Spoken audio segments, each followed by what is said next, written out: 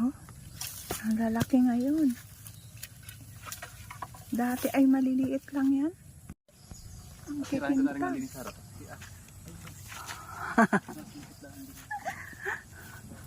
Hala. Oink. Oink. Andoon. Okay. Minadaan. Oink.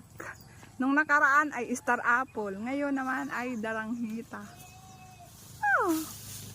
Ayan, ang dami! Ayan o. Ganyan o.